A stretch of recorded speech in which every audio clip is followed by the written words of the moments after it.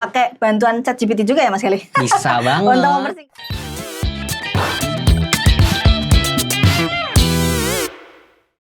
Halo teman-teman, selamat datang di Commerce Podcast. Dan aku sekarang sedang bersama seseorang yang kerjaannya, aktivitasnya itu kekinian banget, Gen Z banget.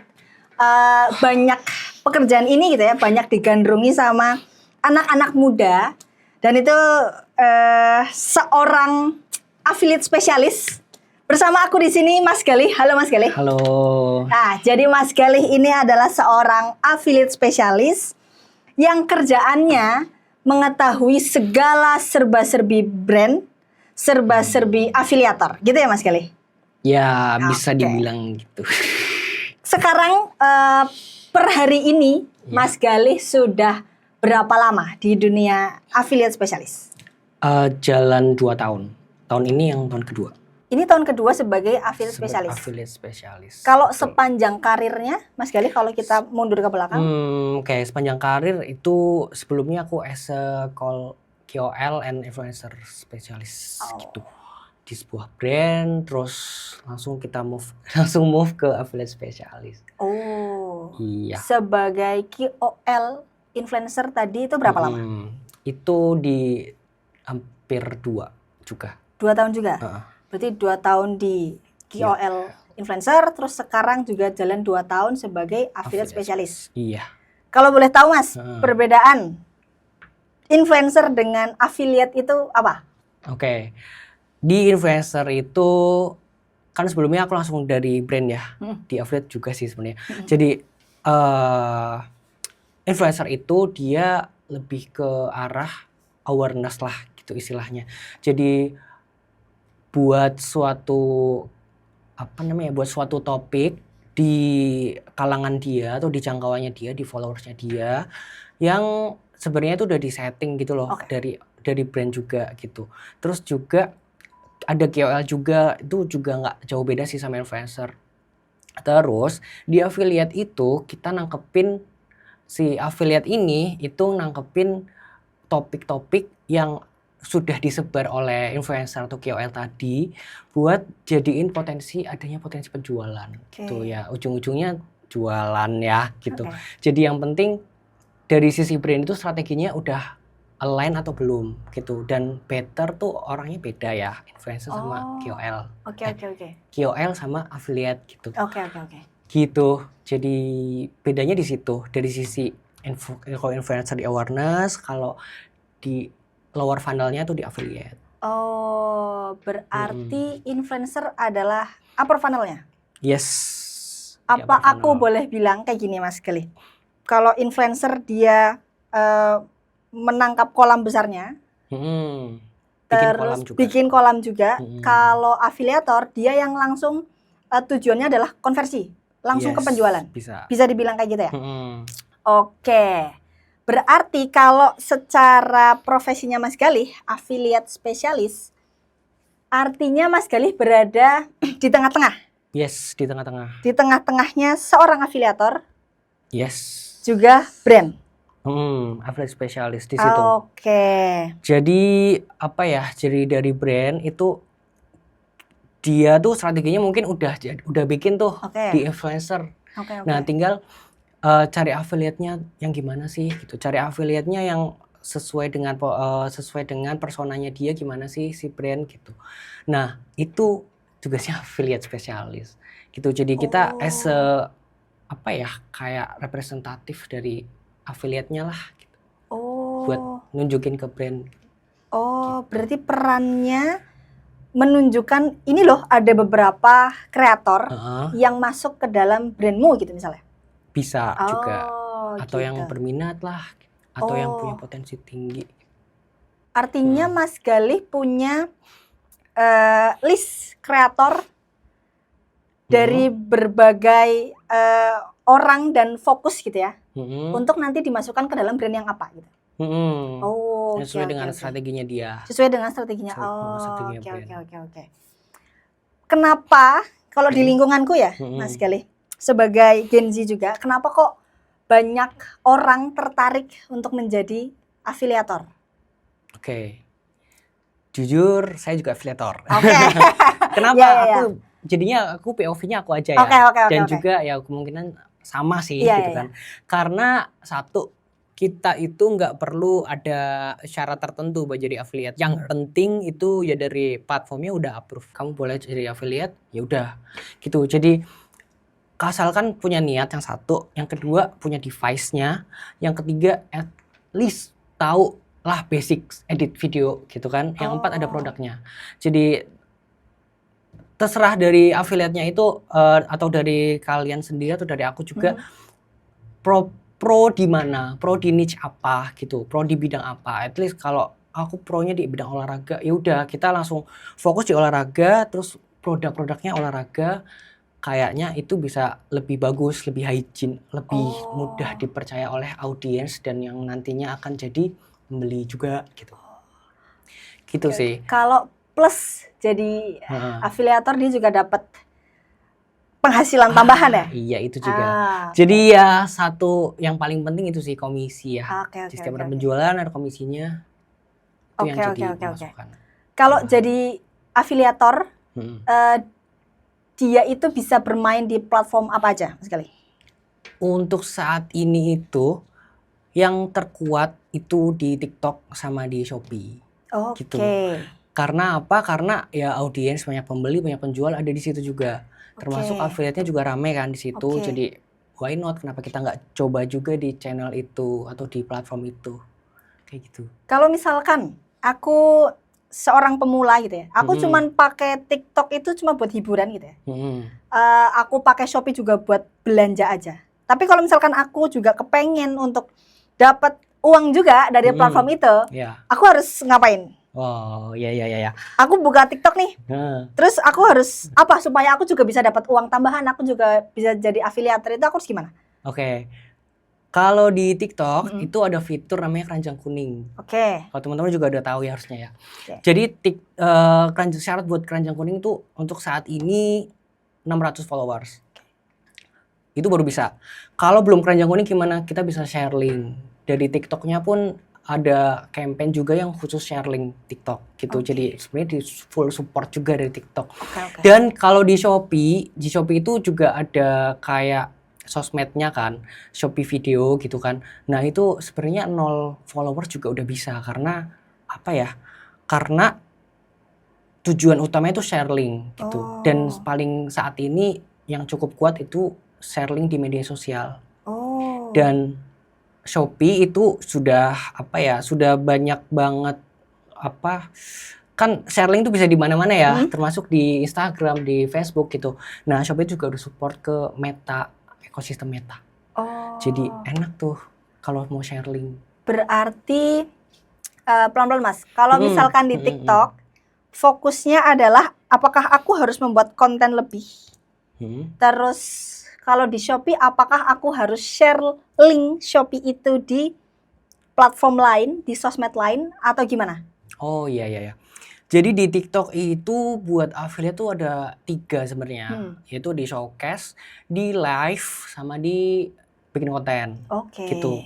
Jadi tergantung nih affiliate-nya, tergantung kalian teman-teman buat mau fokus di mana. Apakah punya spare waktu yang lebih banyak buat nge-live, ya udah nge-live. Suka ngobrol, nge-live aja gitu. Di Shopee pun juga jadi ada 3, biasanya ada sosial media, ada apa namanya share link itu masuknya sosial media ya. Terus juga ada satu lagi live sama video sama. Sama. Kalau misalkan baru kepengen nyoba, itu apakah harus mencicipi 3 itu atau bisa salah satu dulu deh karena sifatnya misal buat freelance aja, buat sampingan aja. Paling enak tuh gimana? Kalau ini sebenarnya tergantung affiliate-nya ya. Tergantung kitanya juga punya waktu yang leluasa enggak gitu. Kalau emang bisa nge-live ya nge-live aja minimal 3 jam gitu-gitu. Kalau emang jagonya di video atau edit ya udah di video aja. Toh juga apa di 2 platform utama itu juga support buat 3-tiganya gitu loh. Gitu. Atau memang suka share link, bikin threads gitu kan misal, copywriting. Berarti tidak ada yang harus utama duluan, misalkan baru mau nyoba dunia affiliate terus harus punya video dulu, enggak gitu ya? Enggak. Oh bisa, misalkan aku cuman pengen nge-live aja ya udah masuk langsung di live. Oh Yes, bisa. Oke. Kalau live iya bisa. Oke. Kalau misalkan aku sudah masuk ke dunia gitu ya, aku sudah menggunakan TikTok dan Shopee untuk mencari penghasilan tambahan gitu ya. Sebagai afiliator, milih produknya itu biasanya aku harus gimana? Aku harus milih produk yang kayak gimana? Oke. Pertama yang penjualannya bagus lah ya. Oke. Yeah. Pasti ya. Iya. Jadi sebenarnya dari TikTok, ini aku ngomongin TikTok ya. Oke. Karena dari TikTok itu dia ada fitur produk marketplace. Ini dia ada fitur ranking produk. Jadi penjualan produk mana yang punya penjualan tinggi. Di situ ada grafiknya juga. Oh ini lagi tinggi nih dalam 7 hari terakhir. Itu punya potensi buat buat dipromosikan gitu dan sesuai dengan niche-nya. Jadi misal kamu niche-nya itu make up gitu kan, beauty. Di situ udah ada beauty gitu. Terus satu lagi trik yang mungkin orang-orang miss, di situ ada tab namanya newly listed. Apalah itu bahasa Indonesianya.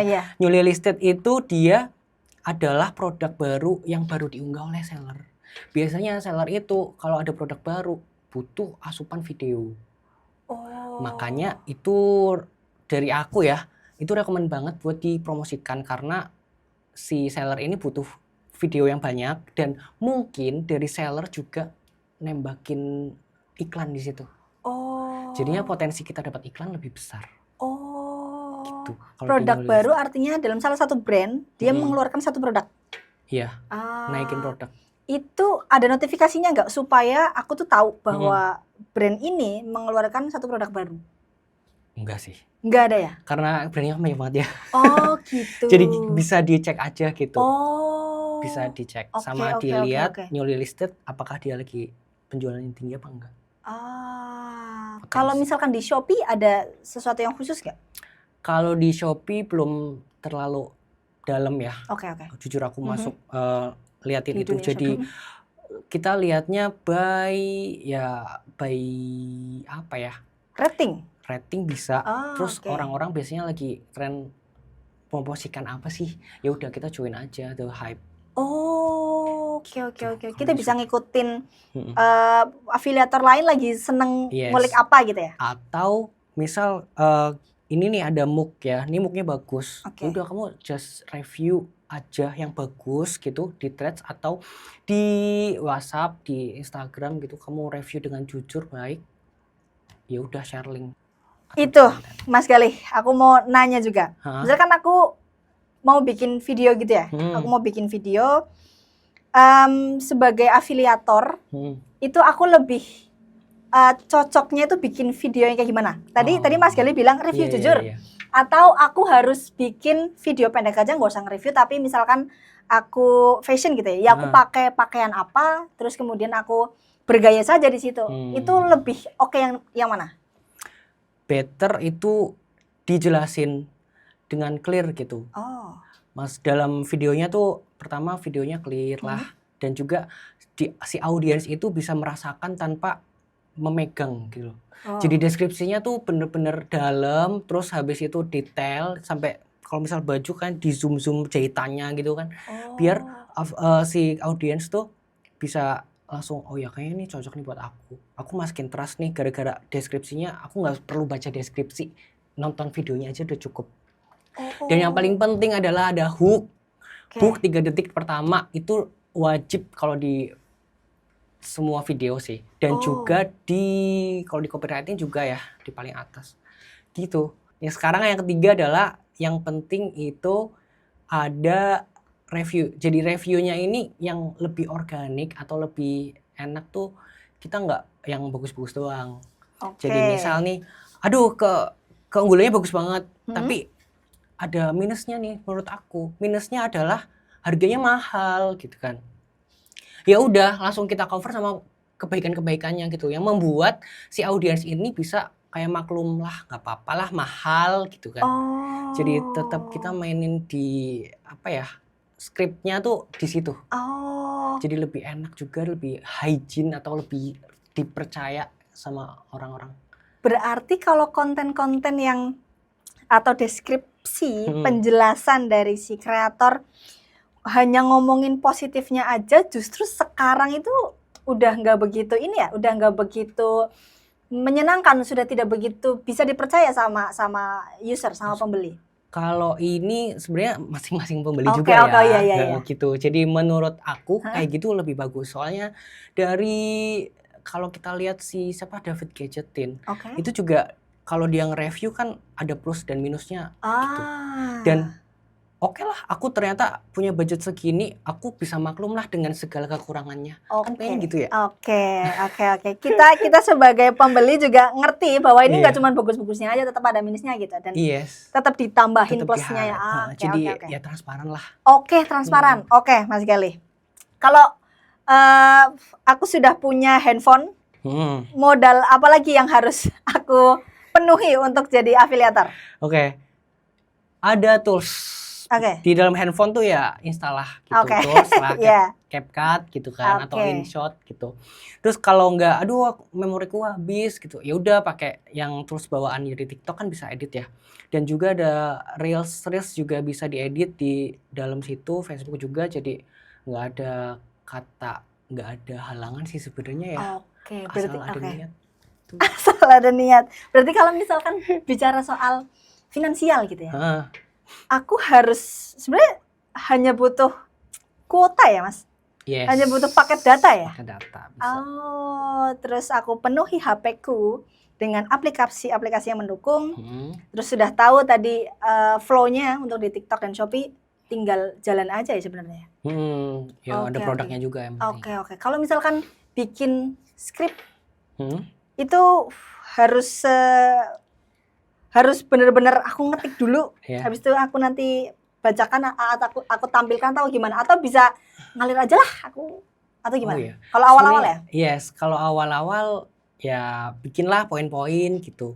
At least kan biasanya tuh awal-awal orang-orang pada nggak mau mukain nunjukin muka ya gitu kan. Ya udah, kamu bikin skrip terus baca, at least jangan kelihatan baca gitu ya, kayak orang presentasi aja gitu. Tapi yang lebih menarik ya kelihatan muka dan bisa langsung ngeflow aja keluar omongan-omongannya gitu.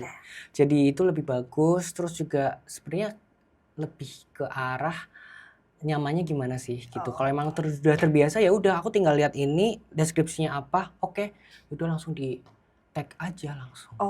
Itu lebih organik gitu, lebih nggak hafalan juga. Tapi tetap juga catatannya adalah harus membuat video itu sesingkat mungkin ya. Artinya tadi Mas Galih bilang orang itu ketika nonton konten aku, setidaknya itu akan mempermudah dia untuk memutuskan dia beli produk ini atau enggak, dan tanpa harus baca deskripsi panjang-panjang itu ya. Betul. Berarti kan harus punya kemampuan untuk mempersingkat penjelasan ya. Oke. Kita bisa pakai bantuan ChatGPT juga ya Mas Galih? Bisa banget. Untuk mempersingkat itu ya? Oke Mas Galih, mungkin aku ke depan pengen banyak penjelasan lagi soal POV dari brand. Karena tadi aku udah tanya banyak soal gimana jadi afiliator gitu ya, POV-nya, terus kemudahan-kemudahannya. Karena Mas Galih profesinya juga berkesinambungan dengan brand, aku pengen Mas Galih juga bercerita soal POV dari brand, gimana kok brand itu memandang seorang afiliator, apakah dia memandang seorang afiliator sebagai sosok yang bisa membantu nih penjualanku atau gimana. Aku pengen Mas Galih bercerita soal itu. Tapi di episode berikutnya Mas Galih, dan aku juga kepengen tahu juga teknis-teknisnya yang lebih dalam soal dunia afiliat. Begitu Mas Galih? Siap. Oke.